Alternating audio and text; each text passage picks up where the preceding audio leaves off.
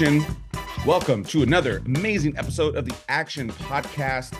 Today we are on episode 88 and we'll be reviewing a few films. Number one film we have is Mean Girls, the new musical that is based off of the musical. Well, obviously there's an original film, then they made a musical, and then this is myself to introduce myself. Yeah. Then we have Lift, a new movie on Netflix starring Kevin Hart. Yep. Third, we have Book of Clarence, which stars Lakeith Steinfeld. Fourth, we have Self-Reliance, the Josh Johnson directed and starring movie.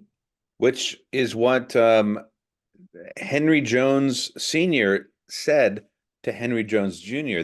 That's what he taught him. Self-Reliance. Self-reliance. Self-Reliance. It's good. There we go. And then lastly, we have Role Play, which is on Amazon Prime now, and that stars Kaylee Cuoco. So I guess I'll be getting into Mean Girls. We'll start with Mean Girls. Let's go. Again, this is based on the Broadway musical that was based off of the film. Apparently, all this was based on a book, and that Tina Fey turned into a screenplay. And Tina Fey's back involved in this film. Thank God. And I think there's a lot of good things in this film. There are some things I think this is just not my movie. This is a teenage movie, right? And me being older now, there's not a lot of pure appeal to this. It's obviously high school teenage girls, not necessarily my cup of tea here. But I think there are,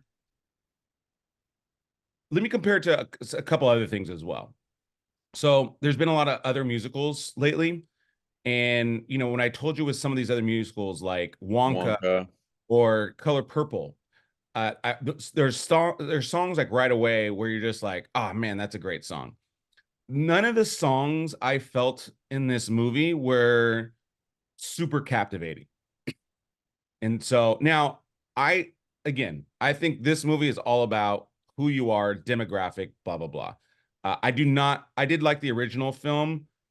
Right, but was that because of your age and the time period in which it came out? Because when Mean Girls came out, the original, it was iconic because it... I felt the original one was just cleaner. Like it just worked better. Like I said, like this one. So remember my review with The Color Purple? I thought the songs elevated the film and made it a better film because of the music. Versus this film, none of the songs were like, man, I'm so happy they interrupted the movie to sing a song. Like none of the songs to me. It wasn't like a Disney movie where the songs have a purpose. That a Disney song, the purpose is to take a bunch of information and put it in this much. No, the songs had purpose. I just don't think they were great songs. They weren't catchy. They weren't catchy. And again, I'm just going on pure instinct here. I'm not like analyzing the songs. I'm just going how I felt at the time. And again, like when I watched Wonka, like right away, like by the end of the movie, I was singing, it's more than chocolate. Like, like the songs right away were already hitting me, and they were already kind of in my brain space versus this film. None of the songs I'm just like, oh man, I want to buy the soundtrack.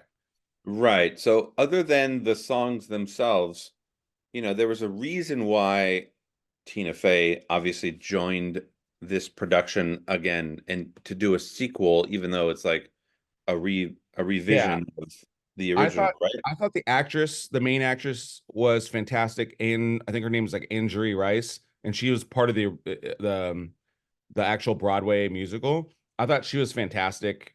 She did a great job. I think she definitely looks the part as well. Like, she's almost a dead ringer for Jenna Fisher.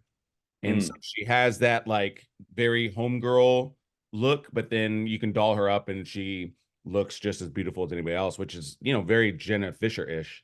And Jenna Fisher actually plays her mom. Right. Yeah, I mean, like I said, I think some people are gonna like this film, and I think And we again, got Tim Meadows again. I you know Um, I thought Tim Meadows was fine. I wanted him more funny. Like I think Tim Meadows is more capable. right. What was it like to see, because I haven't seen it, but what was it like to see Lindsay Lohan back and John Hamm as well? They were both fine. Like I said, I felt like they could have notched up the comedy more. Hmm, I felt like the tonality of this could have been, I think, lighter, and that's what personally I would have done. Again, I think like John Hamm's character was pretty solid. He might have been the funniest character. I still think he could have gone even more. You know what I right. mean? Like I almost I want these characters more ridiculous. Like But Tim Meadows. if this was the first Mean Girls we ever saw and you watched it, would you still have the same view, or are you holding on to the original Mean Girls and you're like, yeah, this doesn't hold up No, no, no. I watched this. to I'm the able to open? separate the two. Yeah, because I've only seen Mean Girls like once, so it's Sure. not. And yeah, I couldn't even. I Because forgot. Mean Like, Girls was iconic, right? sure. But again, that's also um. I just when I go into the movie, I just watch the film. I try not to bring any baggage into it. That's why I try not to look too much of information into it, and then I do all the research kind of after. And Sure. so, yeah, I just think I think this movie's okay. Like I said, I think it's going to do fine. I think again, there's definitely an audience for it that will like it. I thought like the camera work was great. Production wise, I thought it was solid. I think there's Mhm. just things that I would have done differently, and definitely humor would have been more part. Like I wanted to laugh more, Right. and I don't think I did. Well, the next time we're standing in line at the airport with Tina Fey, I'll be sure to let her know Yeah, yeah, about exactly. how she should be doing her Yeah, future works. yeah. Where were we going to Italy? We were going to Yeah, we Italy. were going to Italy 15 years ago. We were standing in line with Tina Fey and we were trying to like pitch stories, even though we were not pitch artists at all. But Yeah, we weren't even talking to her. We were just talking to each other. Like it was going to be like this funny. yeah. She's going to turn around and go, "Oh my gosh, you guys are an amazing writing team. I should hire you." And it was so I think silly. she just did Baby on Board or something like Maybe that. something like Baby that. Boom, something like that. Yeah. Awesome. So All let's right. move on. Like I said, Okay. I think again, I think if you're the audience of this or not, Right. and if you're into those kind of movies, I say see it. Again, it's a musical. Understand that part. So, but if you're my demographic, I would say you can probably skip it. Maybe watch it on streaming if you really want to watch it. But Sure. or if you have kids, although I'll tell you what, man, this is not for young kids. I thought this movie was a little risque, to be honest. There's a lot of cleavage in this movie. I'm like, geez, like, Hmm. Oh, that's horrible.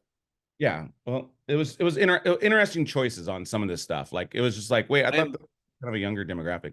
I'm not okay with over cleavage in movies. Well, I don't like it on younger people. Like, Sure. certain age when you start doing that. That's it's disgusting, Paul. Well, anyways, it's just age appropriate. That's all I'm saying. But yeah. Okay. So next we have the movie Lift. I'll let you go first on this one, Pete. Yep. I'm curious on what your thoughts are, and then I'll bang off that. This is interesting, right? This is Netflix. This was billed as Netflix's first original movie of 2024. This is directed by F. Gary Gray, who you know from the Friday movies, and then as you start looking at his career, you start seeing like The Italian Job, Be Cool, which was the sequel to Get Shorty, which is kind of underrated, and then Straight Outta Compton, and then he starts getting into like the Fast and the Furious franchise, which I'm not a fan of, admittedly. Um, but he is a brilliant director, and I think what he does in this movie, which is quite interesting, is I feel like he took a bunch of cool things that other people have done in terms of camera movements and stuff like that, and he brought it into a movie. Um, Kevin Hart, it's interesting. He's the star of the film. It's interesting to see him in a non-comedic role, and I told you, I said this to you the other day, where it's like I think if he would have just gotten a couple of lessons from like his best friend, The Rock, on how to act in an action movie, like you can still be extremely comedic and still do the same job. I think that this is his first action role, and it shows.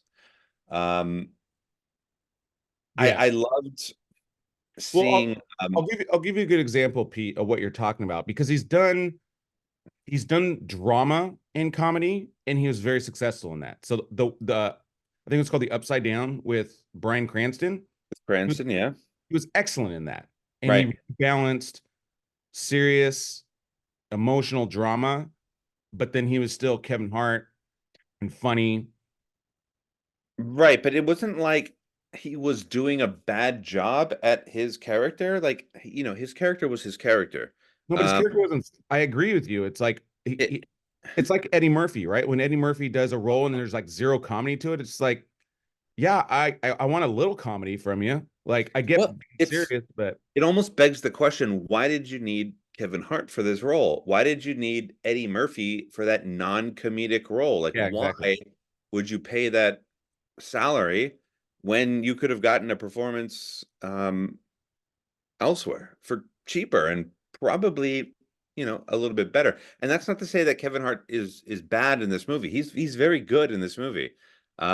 It's just an interesting sort of approach when you take a stand-up comedy, a stand-up comedian, and you're like, you're going to be an action star now. Here's the movie, and let's go.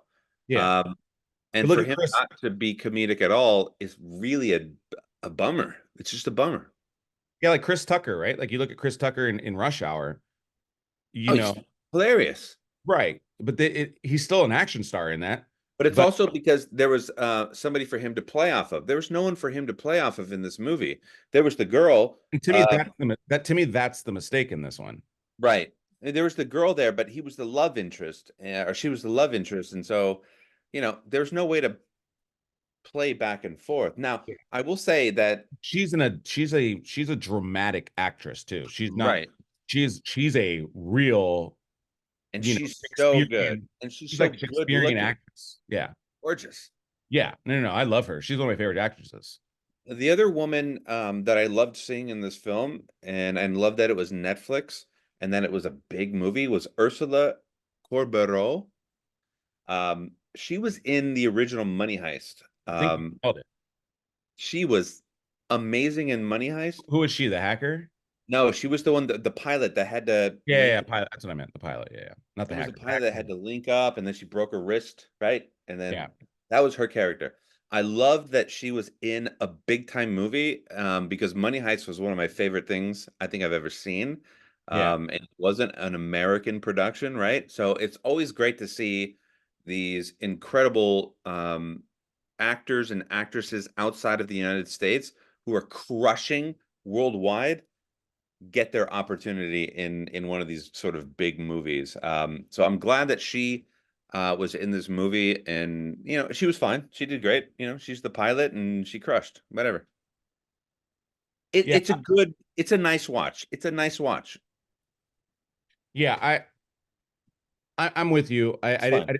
I didn't think this movie was terrible, but I think like you're mentioning with everybody associated, I kind of just wanted more. And I think Yeah. a lot of it starts with, I think, connectivity. And what I mean by that is one, I thought the look of this film was pretty bad. Like it just looked like it was shot in a studio. And right away, when you do that, I feel like you take someone out of the movie and you're kind of removing the soul of it. And so I'll get into my Book of Clarence review later. But one of the things I loved about Book of Clarence was the fact that it's all shot on location and it looks great. And so right away, I'm in the story and I feel like I'm in the time period.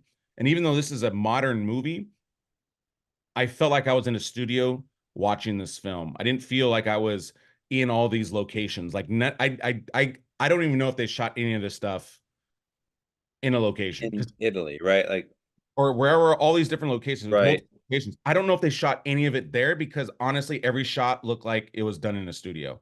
And there was some really bad green scene. There's a shot in the snow, and it's clearly done in a studio and it looks bad.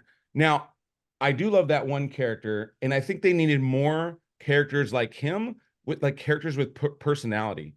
And I thought that was like another kind of mistake. Like you're talking about some of these characters. So I Which was character?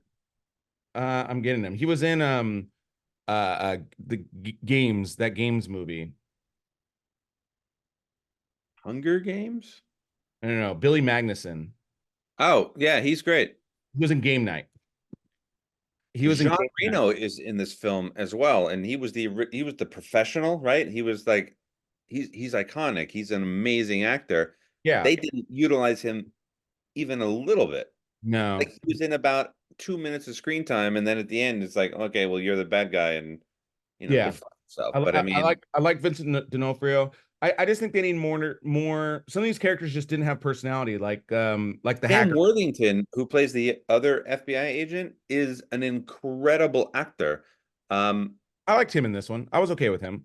but again, he wasn't really utilized. He was in about a total of 7, 8 minutes of screen time, right? And so, you know, it's one thing to make a movie and to go all in on the story, but then it's another to not know where is our movie sort of taking place. Like I felt like the beginning of this movie put you in a certain mind space, and this is where we're going to be for this film.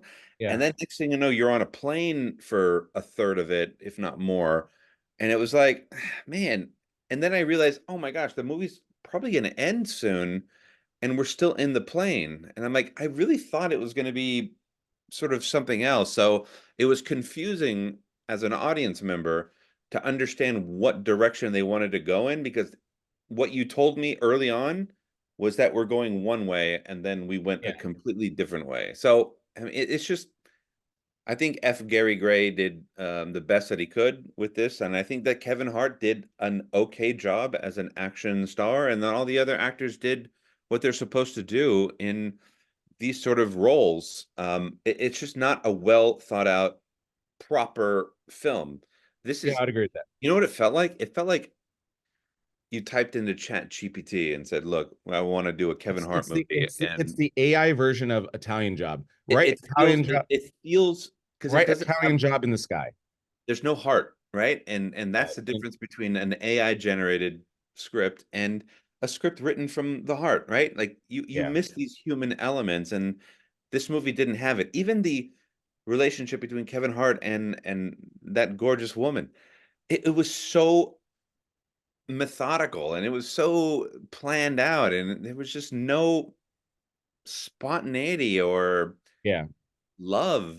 But we're not going to massively rip this movie apart. It's fine. It's a good watch, and you It's should fine. watch it It, on this got a Netflix this got a today. 5.4, which I think is pretty accurate. Like I said, I think there's good elements to it. I think this needs improvement, and I I think think, it's definitely accurate. but again, I think this film, and we've talked about this in other podcasts. I think this film cost probably way too much, and Way too much. it needed to be more simple and clever. And I think, again, when you're dealing with a tighter budget, that's where a lot of ingenuity happens. And I think that's what this film needed. Like you're saying, I think this film needed some more soul, because it was just like, oh, here's a script. All right, I like this. Let's do it.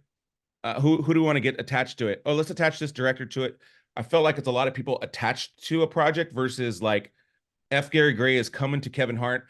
Man, Kevin, I've got the best project I for you. wrote something for you. This is for you. This was And not for him. yeah, I don't feel like, I don't even feel like F. Gary Gray was like, I'm just going off, again. I've seen other F. Gary. This is not Straight Outta Compton, which is amazing, but I It's know not F. the Gary Italian Gray. job. Yeah, I know he wanted to do those projects versus this one. I don't know if he wanted to do it. I don't know, but I think It's that's not even the negotiator. no. I love the Negotiator. Negotiator's Yeah. good. Yeah. Me too. Yeah, but But yeah, whatever. yeah. He will live on, He'll live on, and and he'll he still. will make more movies, which Have, I'm looking forward to. yeah, absolutely. Next, we have Book of Clarence. And so, like I mentioned before, the first thing I loved about this movie was this was almost to me like a non-violent Quentin Tarantino movie. Mm, So this is like one that's amazing already. very stylistic, a lot of heart. This was written and directed by the director. um, let me get his name, but James Samuel. yes, and he's done some other things. James, spelled Jeymes. Yes, Love that. and he's all so this got a 5.9, which I think is low. I would give this more closer to a 7. I would even get it 8. I didn't Dude, finish seeing this five movie. nine. That's not great. The harder they fall. He did that one. He also was an executive music director on the Gatsby, Great Gatsby. Which was great. I want to see that movie. That one's on Netflix actually right now. The Harder They Fall. That's like a almost like a stylistic western with Jonathan Majors is in that one, and I thought Idris Elba was in that one too. No, Right. But I mean, you put Lakeith Stanfield in anything, and I'm good. I haven't seen this yet in yeah, full transparency, but you put him in a movie, I'm there immediately. He's and one of that's the why best new actors in the yeah, past 10 years that I've seen in a while. and he's 100% the reason why I wanted to see it and why I was like steadfast. I was like, I got to see this movie. This was the film I was looking forward to the most, and I think it delivers. This is my favorite movie of the week. Spoiler alert on the other two movies. But what I like about this film is this film has inspiration. So you can tell it's seen like the Ten Commandments from the 50s, Mm. and what's the other biblical one? Spartacus, all these like old school MGM, big epic biblical movies. Like this one is definitely inspired by it. Uh, again, the production design, the cinematography, all that. This guy brings his A game. But again, this movie has passion. He cares about the subject. But this is what I like about this film too is the tone. So Mm. while even though we're in this like biblical setting, this is not like a super serious drama. This is actually a satire and even a comedy. And like you see James McAvoy behind me, like James McAvoy makes a lot of funny remarks and comments in his role as Pontius Pilate. You know what I mean? Is And it akin to like a Life of Brian or well, not that that's comedic? that's the other inspiration is the Monty Python. It's just Yeah. not spoofy. So Right. it still has some of the kind of similar humor, but it's not spoofy. It's comedic, but it's not Yeah, exactly. It's over not the over top. the top, but it's also again very, very, very well thought out. I think the biggest thing, and I told this, Cumberbatch is in it. I just saw it right now, just looking at it. and he has a fantastic role. I don't want to spoil alert, but he has a fantastic role. And if I actually read this, so I knew what it was before, but his role has a purpose, and Mm, it's on a deeper side of it. But you know this movie is well inspired, and sure. the only important thing when you watch this movie, if you're a highly biblical scholar, you have to change your lens a little bit and not say, oh, well, that's not accurate. Like this is not supposed to be. Again, think of Tarantino, where Once Upon a Time in Hollywood, where he takes a real incident and then creates a story from that. That's what this is. And Well, it's Clarence, Lakeith Steinfeld's character, he's the twin brother of a real apostle, Thomas. And Thomas, for those aren't aware, Thomas is a very skeptical apostle. He needed to see and feel the wounds of Jesus to believe that he resurrected. And so they play off that with Lakeith Stanfield's character because he's a yeah. non-believer. And it's Thomas, about I him remember wanting an to. element of cheating, like a cheating Thomas was a saying, and Yeah. um, But again, it's very thought out. This is well thought out, a very creative idea. This is an original film, which I love. Again, this is the type of filmmaking that should be applauded, whether you like it or not. sure, But this is a movie I think people should see, whether you like it or not. But you want filmmakers to write stuff like this because this is what keep people on tone. Like I said, like we just mentioned with Lift, this is the opposite of Lift, which felt like AI wrote it. sure. This is original, clever, well thought out. It's not a perfect movie by any stretch of the imagination, but I thoroughly enjoyed it. And I think it, again, very smart, creative, Well, and I'm looking forward to seeing this movie for sure, but I say, looking at IMDb and looking at the cast and their characters, I am encouraged by the fact that, we have a predominantly African American cast playing roles that are always taught to be white roles. And historically speaking, I think that this movie is probably going to be the most accurate thing we've ever seen in terms of like this storytelling, right? So this is going to be exciting. I can't wait. Mary Magdalene, Yeah, Judas, yeah, the Virgin Mary, John the Baptist. These are yeah. African American They're- actors playing these roles. yeah, yeah. Right on. But you know what I Love like that. you know what I like about this though too Right. was they didn't play this like Black Americans, even though some Right. are. They played Right. this with English accents and even biblical accents, like whatever we think a biblical accent is, they played it with that.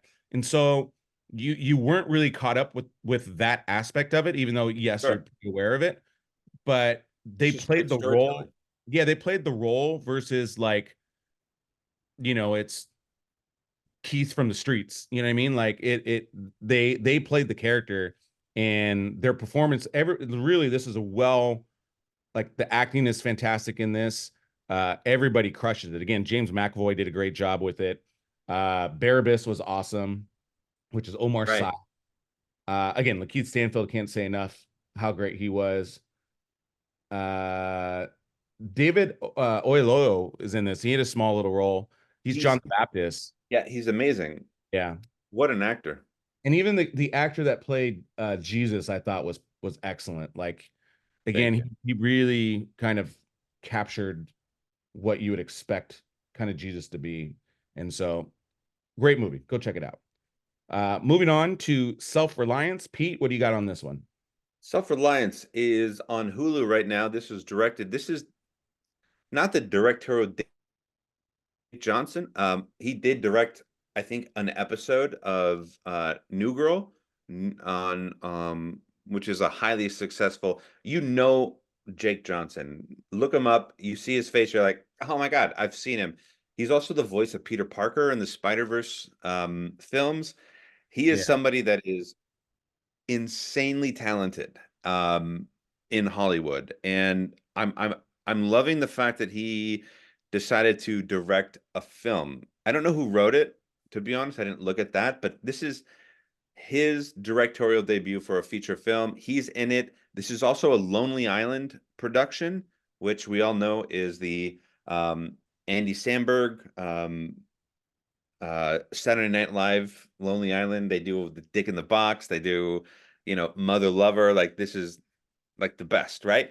Great combination of people who decide we want to make a movie together. And of course, everybody's like, yeah, you guys all together, I'm down. We will make this movie.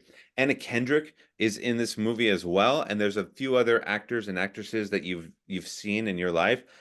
This only got a 6.1 on IMDb, and I understand that that seems average.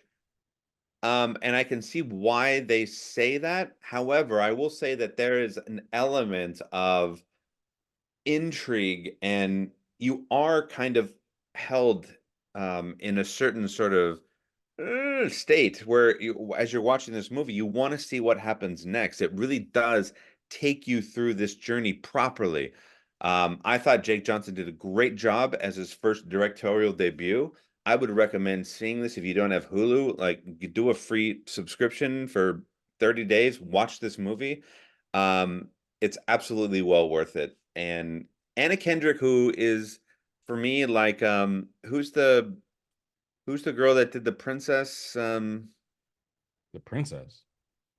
It's not the Princess Diaries. Hmm. What's her name? Anne Anne Hathaway. Hathaway. Anne Hathaway, Anna Kendrick. I don't know. There's something about these two actresses that whenever I see them, I immediately am in my mind say I don't like anything that they do. But the more I see Anna Kendrick perform, and to be honest, the more I see Anne Hathaway perform, I appreciate what they're doing so much more. Um, Anna Kendrick does a great little tiny thing in this movie that was fun. I wanted to hang out with her, and it was nice. So well done, Anna Kendrick, for making me like you. Nice. Finally, Yeah, finally. I want to check it out. Like I said, I was caught up with the And role Andy play. Samberg is like in this much of the movie, but he's Andy Samberg. He's Yeah, fun. he was actually a big reason why I wanted to watch it. I was trying It's to see good. I was trying to see it in theaters actually, but it was only playing like at one exact time. I couldn't make it, but yeah, I want to look forward to that. It's on Uh, Hulu. You don't have to go to the theaters at all. yeah, it wasn't on Hulu though when it first came out. It just came out on Oh, Hulu. Yeah, there you but go. Go see it. It's fun. next we have Role Play. This is a new film starring Kaylee Cuoco, and we just mentioned his name, but David, let me pronounce this right, David Oyelowo, known best for, to me, he's Martin Luther King. He played that in Selma. So very serious actor. Bill Nye is also in this. But he's also in the movie we just talked about. Yeah. So I'm going to start with him because I think he was absolutely fantastic in this. Mm. It's such a different role for him.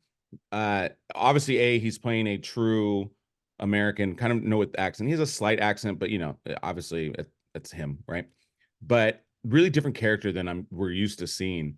And again, he's been in very serious roles, very great dramatic roles, but it was kind of cool to see him in such a different role. And I thought he did a good job. Very, very believable in his role as very kind of aloof. He's the husband of Kaylee Cuoco, who is, wife by day, assassin kind of by night type of a Fire thing. by Night. Yeah. And so this is Yeah. kind of this dual, ultimately Kaylee Cuoco gets exposed and kind of ruins this perfect life that she has on the side. And so, chaos ensues. Um, my comp for this one isn't necessarily a movie, but if you've seen Flight Attendant or even her new movie or new TV series based on a true story, I think it's what it's called. It's in that same kind of tone. It's kind of this lighthearted yet like almost like a dark comedy. Um, and so it's kind of in the role of that one. I think for streaming, I think this movie's solid. I think again, you get more leeway on a streaming film than you do if you're going to go out and pay individual money for a movie. I love Kaylee Cuoco. I love almost everything she does, and I think she's solid in this one. I think this movie's not perfect by any stretch of the imagination, and so but I think it's still entertaining. I think it could be tightened a little bit. I think the script Sure. slightly uneven. Great cast. Yeah, the cast is great. I think, Cast is amazing. So why not give it a shot? I mean, you might have a yeah, different feeling this has a other five. than what IMDb says. This You has a can't 5.4. you can't And, put all these people together and not have it be something that's nice, right? yeah. I think, like I said, I think everything could have been a little bit tighter, but I think again, 5.4. I would say I would give this a 6, maybe. Um, I think this is solid. Right. I think that It's there's film. areas where it could be better, but it is what it is. But Right. ultimately, I enjoyed watching it. Like I was never. Um, I think it was maybe slightly too long, and that would be my only thing. But for the most part, I was pretty locked in watching it. Again, streaming, I think it's kind of hard sometimes to get locked in, but I thought it was okay in that film. The reviews are pretty on point in terms of like I said, it's like it's okay, it's decent, it's all this. So again, I think this is a fun kind of a date movie. You want to watch it streaming? I think that's I think where this movie can thrive. You watch the Charlize Theron in this movie? no, that's Connie Nielsen. Oh, it's kind of. Are you sure? Yeah, that Okay. she's one of the I stars. saw a trailer right now, and That's man, Connie that looks Nielsen. exactly like Yeah, Charlize Theron. Connie Amazing. Nielsen. Yeah, that's what Connie Nielsen looks like. No, Connie Nielsen. I mean, she's gorgeous, Yeah. and she's in So Gladiator. yeah, She's like I what? said, watch it. Just limit your expectations. This is not going to win any Oscars. So, but Sure. I do want to continue seeing more films with Kaylee Cuoco. I think she's only going to continue to get better. I think Right. when you come from sitcom to go into films, it's a different style of acting. But I think she has the personality and she's totally likable. And I think with the right scripts and things of that nature, she can really excel. Because I loved her in Big Bang Theory. Sure. I loved her in those other two properties. I thought Priceline. I mean, thought the first amazing Priceline. I thought the first season of Flight Attendant was better than the second one. This one reminds me more of the second one, where it's like good idea, but it's a little clunky, and you know, you need to spend a little more time, I think, finessing some of it, so it's a little bit more believable. But sure, overall, it's solid. Decent concept too. So cool. That's gonna wrap it up for us, Pete. Next week, a little light on the plate. I'm not gonna promise it's a podcast, just because it may not be worth it. Right. Maybe we see something that's super cool. Yeah, I know. The main one upcoming is International Space Station, ISS. Also coming out is Origin, which we've already reviewed. Make sure you check out that episode if you want to see that review. That comes out this weekend, so make sure you check that one. I do recommend seeing that film. I thought it's a very thought-provoking film. Whether you like it or not, I think it's an important film to view. That's coming out this weekend. And then for me, the number one movie coming out still is going to be Bob Marley. That comes out February 14th. So kind of, oh man, I can't wait for that. Yeah. So cool. With that, Pete, that's going to wrap it up for us. And that is a cut. Thanks, guys.